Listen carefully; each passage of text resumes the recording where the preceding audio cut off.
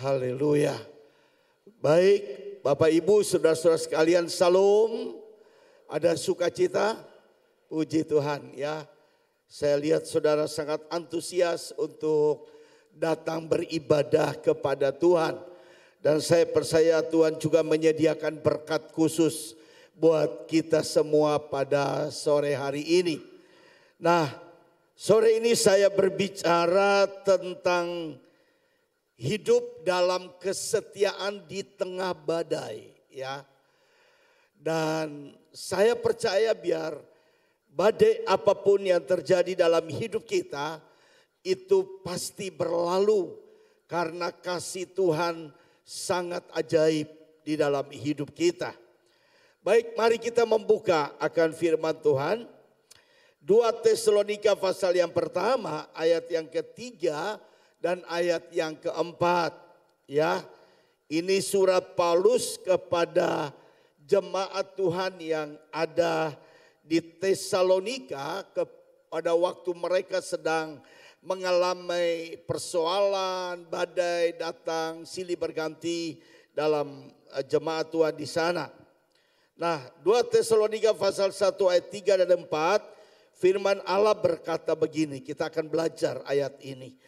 Kami wajib selalu mengucap syukur kepada Allah karena kamu, saudara-saudara. Dan memang patutlah demikian karena imanmu makin bertambah dan kasihmu seorang akan yang lain makin kuat di antara kamu.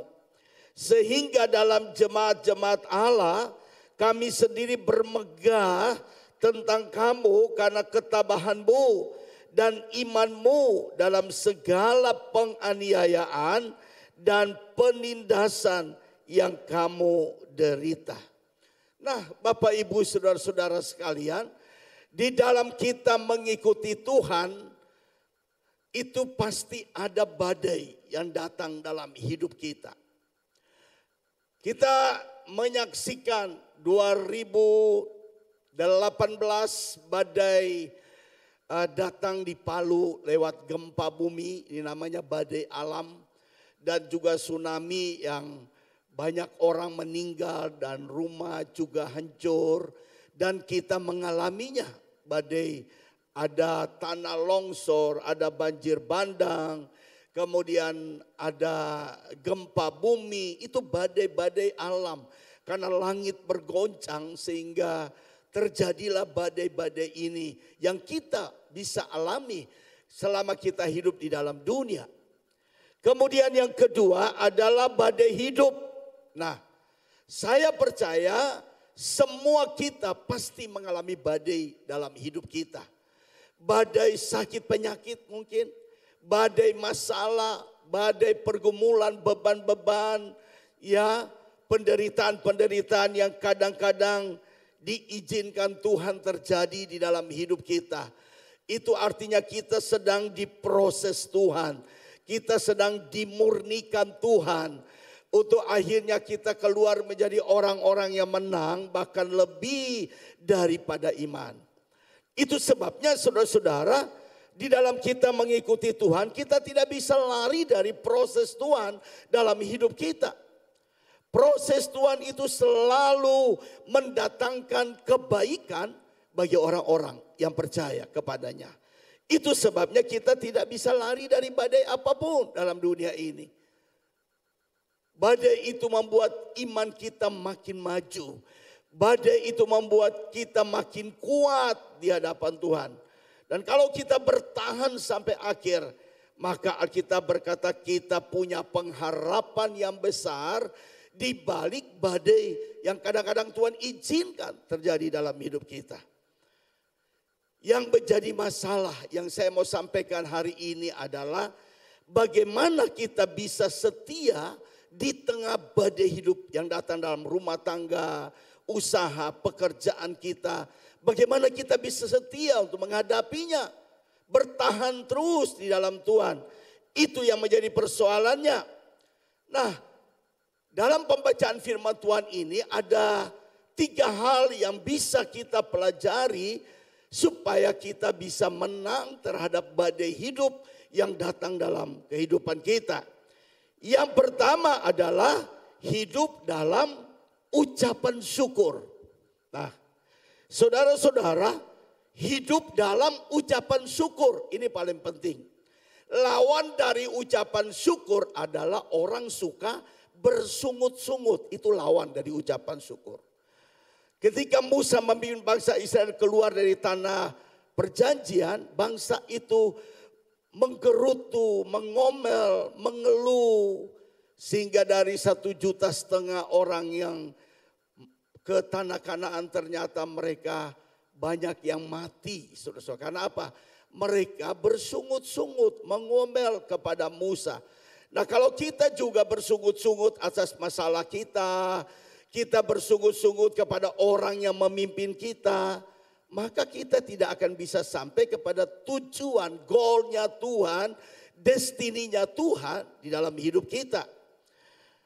Itu sebabnya kita harus hidup dalam ucapan syukur. Sebab apa? Strategi setan, strategi iblis, dia datang untuk melemahkan iman kita. Lewat apa? Lewat penderitaan.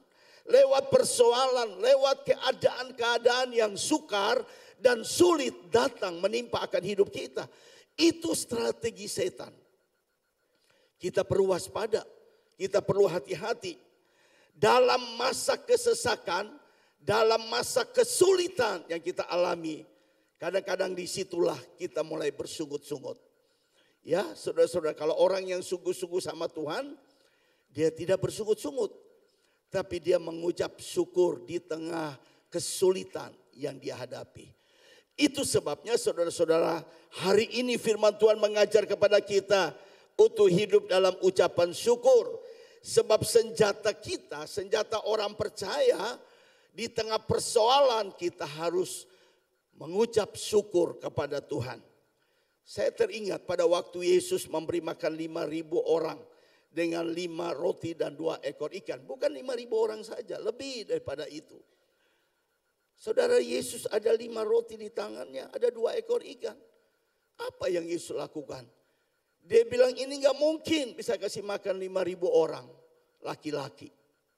Saudara, apa yang Yesus lakukan? Dia ambil 5 roti, dia menengadah kepada Bapa, dia berdoa, dan dia mengucap syukur atas 5 roti dan 2 ekor ikan itu. Kemudian saudara-saudara, murid-murid membagikan orang-orang yang begitu banyak dengan 5 roti dan 2 ekor ikan, tidak habis-habisnya. Sampai Alkitab berkata sisanya 12 bakul penuh. Itulah yang disebut kuasa ucapan syukur. Kalau kita mengucap syukur, mujizat Tuhan pasti ada dalam hidup kita. Yang percaya katakan amin. Dalam segala hal kita harus mengucap syukur. Bukan dalam keadaan baik baru kita mengucap syukur. Dalam kita punya masalah sekalipun sakit berat, kita tetap mengucap syukur kepada Tuhan. Seperti Yesus, dia juga mengucap syukur kepada Bapa di surga. 1 Tesalonika 5 ayat 18, mengucap syukurlah dalam segala hal. Sebab itulah yang dikehendaki Allah di dalam Kristus Yesus bagi kamu, bagi kita semua, bagi orang-orang percaya, bagi murid-murid Tuhan.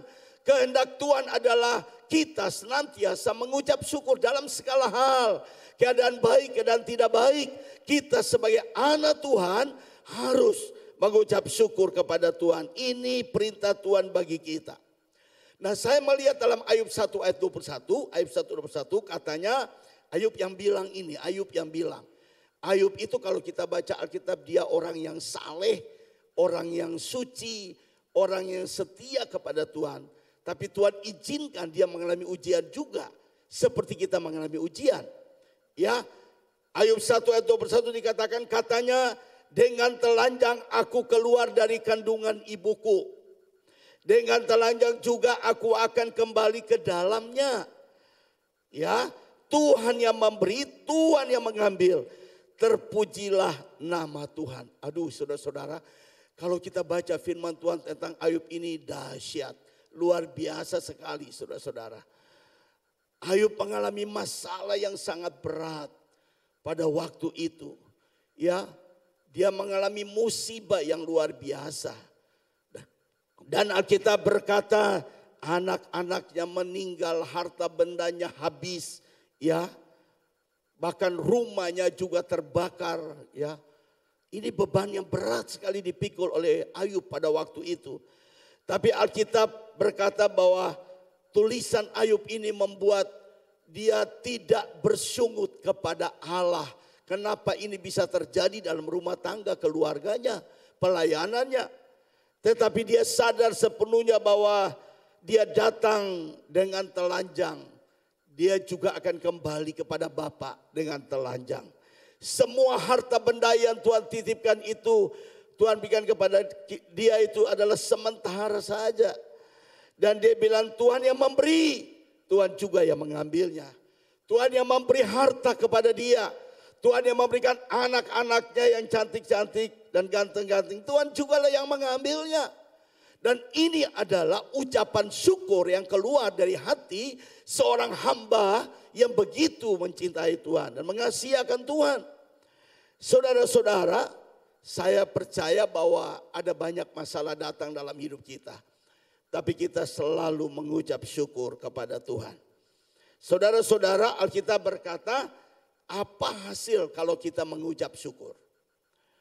Saudara-saudara, ada banyak berkat di balik kita ucapan syukur. Yang pertama dikatakan dalam ayat 3, ya, kita baca ayat 3b, dan memang patutlah demikian karena imanmu makin bertambah dan kasih seorang akan yang lain makin kuat di antara kamu. Jadi saudara-saudara, hasil dari kita mengucap syukur dengan baik, Bapak Ibu sekalian, adalah iman kita makin bertambah-tambah. Yang percaya katakan amin. Orang yang mengucap syukur imannya makin bertambah-tambah. Kita semakin maju di dalam Tuhan. Kita makin kuat dan kokoh di dalam tangan perlindungan Tuhan. Kalau kita mengucap syukur, ya. Jadi kesulitan adalah cara Allah menguatkan otot-otot iman kita, kerohanian kita. Ya, hidup kalau kita mau hidup mudah, hidup gampang saja, itu membuat iman kita makin hari makin dangkal. Saya percaya kita mau iman kita makin hari makin bertumbuh di dalam kasih karunia Tuhan. Iman kita makin hari makin bertambah-tambah di dalam Tuhan. Itu bisa terjadi kalau kita mengucap syukur di dalam Tuhan. Mazmur 119 ayat 71 berkata begini, bahwa aku tertindas itu baik bagiku, supaya aku belajar ketetapan-ketetapanmu. Ini kata Daud, dia tertindas, dia tertekan. Tapi dia bilang itu baik karena dia belajar akan ketetapan-ketetapan Allah, perintah-perintah Allah, firman Allah. Dia semakin kuat dan tertanam di dalam firman. Jadi saudara-saudara, mari kita belajar mengucap syukur kepada Tuhan. Ya, dalam segala hal kita mengucap syukur kepada Allah. Hasil yang kedua adalah apa? Hasil yang kedua dalam ayat, ya, hasil yang kedua dikatakan begini, kasih kita makin kuat, ya, dan memang patutlah demikian karena imanmu makin bertambah dan kasihmu seorang akan yang lain makin kuat di antara kamu. Saudara-saudara, dalam kesulitan, dalam keadaan yang buruk sekalipun, saudara dan saya diajar oleh Tuhan. Bukan saja hanya memperhatikan kepentingan diri kita sendiri, melainkan kita juga bisa mengasihi orang lain. Dalam kesulitan kita dapat menolong orang-orang yang lemah, orang-orang yang susah juga. Itu sebabnya kasih kita makin meningkat, kasih kita makin kuat untuk bisa menjangkau orang-orang yang memerlukan pertolongan. Kalau apa? Kalau kita mengucap syukur kepada Tuhan. Iman kita makin kuat, kasih kita juga di dalam Tuhan makin kuat. Lebih lagi mengasihi Tuhan, lebih lagi mengasihi akan sesama manusia. Dan yang ketiga, kalau kita mengucap syukur, hasilnya adalah kita akan menjadi pribadi yang tabah, saudara-saudara. Ya, ayat yang keempat dalam pembacaan firman Tuhan tadi. Sehingga dalam jemaat-jemaat Allah kami sendiri bermegah tentang kamu karena ketabahanmu dan imanmu dalam segala penganiayaan dan penindasan yang kamu derita. Jadi saudara-saudara, Alkitab mengajar kepada kita bahwa kalau kita mengucap syukur, kita makin tabah menghadapi semua. Ya, orang yang tidak bisa bertahan dalam ujian, dia selalu kecewa, putus harapan, ya. Rasanya hidup ini udah gak ada arti sama sekali. Tapi kalau kita mengucap syukur, kita akan menjadi pribadi yang tabah menghadapi keadaan apapun. Sesulit apapun, kita akan tabah menghadapinya. Itu sebabnya hari ini saya mau beritahukan kepada Bapak Ibu sekalian, masalah apa yang sedang kita hadapi, jangan tawar hati sama Tuhan. Jangan tawar hati kepada keadaan kita sendiri, pribadi kita sendiri. Jangan tawar hati dengan orang-orang yang ada di sekitar kita. Tapi kita tabah menghadapi semuanya. Dan saya percaya di balik itu semua ada berkat Allah yang besar yang Allah akan curahkan bagi kita. Yang percaya katakan amin.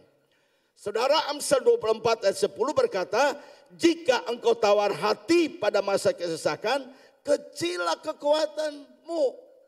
Jadi kalau kita tawar hati, maka iman kita akan menjadi kecil, tidak bertambah-tambah, tidak bisa bertumbuh, saudara-saudara. Saya mau katakan kepada saudara bahwa saya banyak sekali menghadapi badai-badai dalam hidup ini.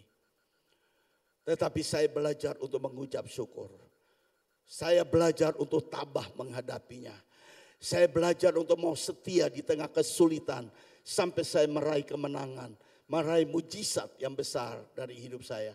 Tadi pagi saya bersaksi saudara-saudara, 2020 ini saudara-saudara, saya mengalami stroke ringan.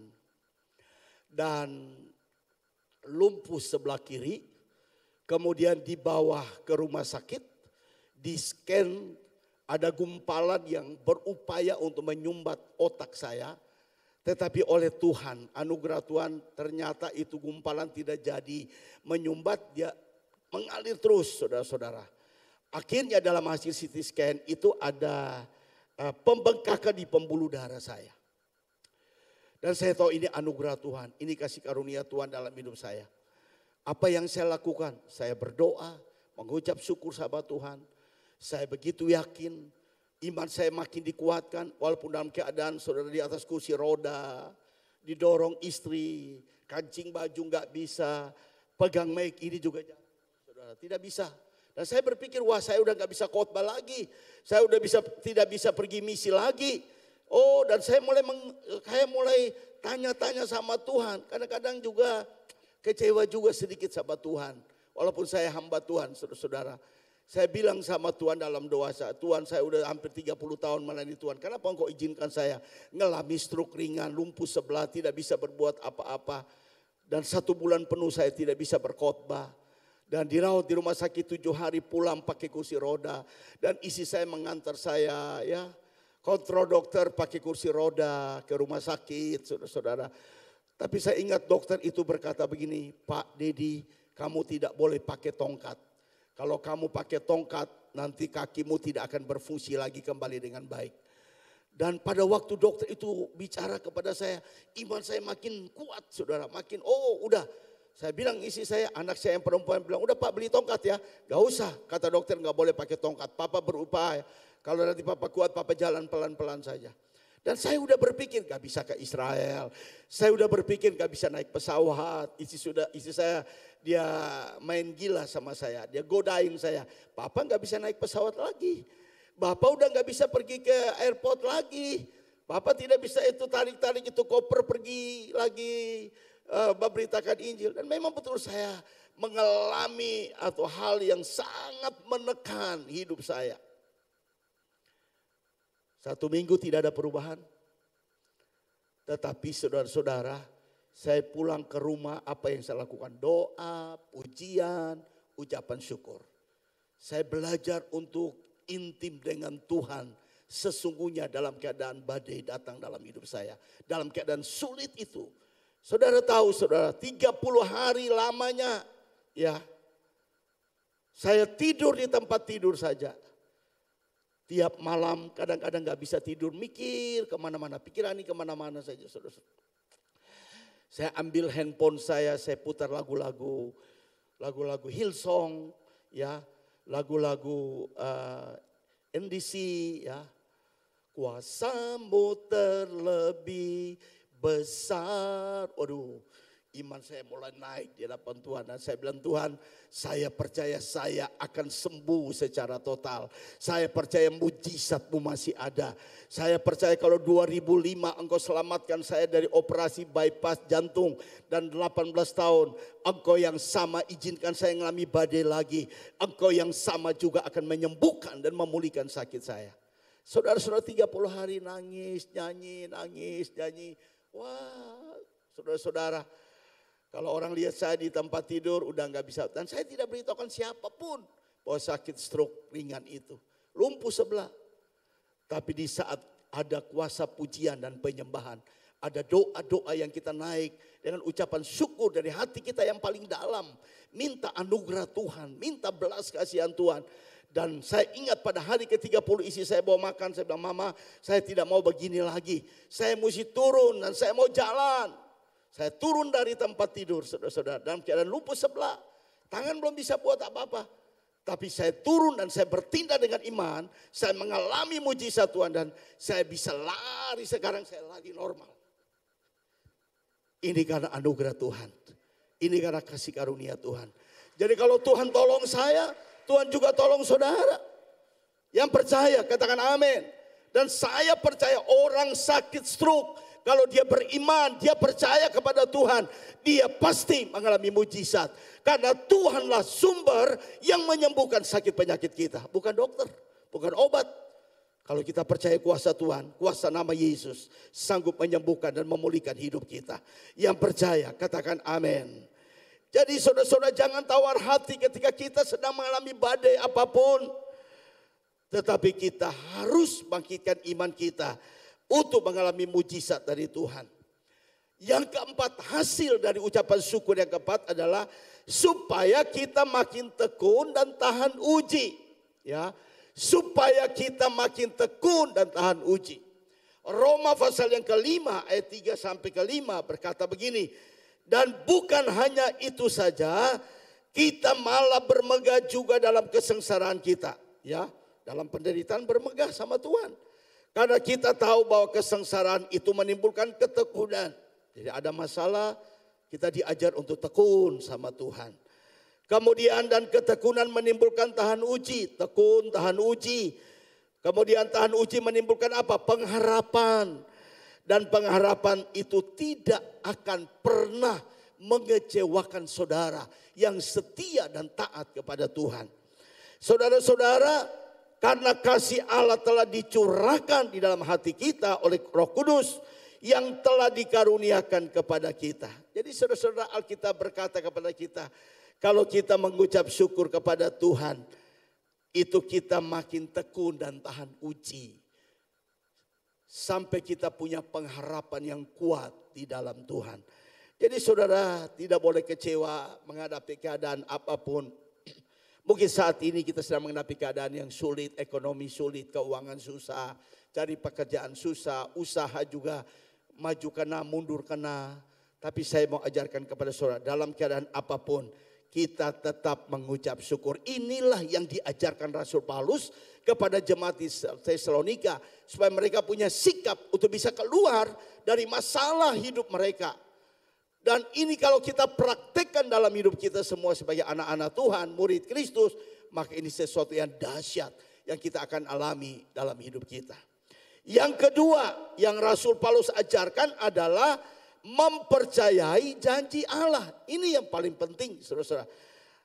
Kalau kita banyak baca Alkitab, kita banyak tahu tentang janji-janji Tuhan yang begitu kuat dalam hidup kita. Di saat masalah apapun kita pasti memegang setiap janji Tuhan. Janji Tuhan itu ya dan amin. Janji manusia itu kadang-kadang bisa dia ingkar, dia bohong sama kita. Tapi janji Tuhan itu ya dan amin. Apa yang Tuhan tuliskan dalam firman, itu yang dia nyatakan dan dia lakukan dalam hidup kita. Yang percaya katakan amin. Ya, dari mana kita tahu janji Allah? Tentunya dari Alkitab. Alkitab itu penuh janji Allah. Janji-janji yang dia katakan, Matius 28 ayat 20, dia akan menyertai kita sampai kepada akhir zaman. Itu janji Tuhan. Pegang, ya. Allah akan memenuhi segala keperluan kita. Filipi 4 ayat yang ke-19. Dan pencobaan-pencobaan yang kita alami itu tidak akan pernah melebihi kekuatan manusia. Jadi di saat kita mengalami badai, ingat ayat ini. Tuhan pasti menyertai saya. Tuhan pasti menolong saya. Oh, Tuhan pasti memenuhi segala keperluan hidup kita. Tidak ada yang sukar, tidak ada yang sulit yang tidak bisa diselesaikan oleh Tuhan dalam hidup kita. Orang yang percaya kepada Tuhan. Dan pencobaan yang Tuhan izinkan terjadi dalam diri kita tidak akan melebihi kekuatan kita. Seperti saya mengalami stroke tadi, tidak akan melebihi kekuatan. Karena saya percaya tepat waktunya Tuhan akan tolong orang yang setia. Jadi saat kita mengalami masalah, setia sama Tuhan. Faithfulness.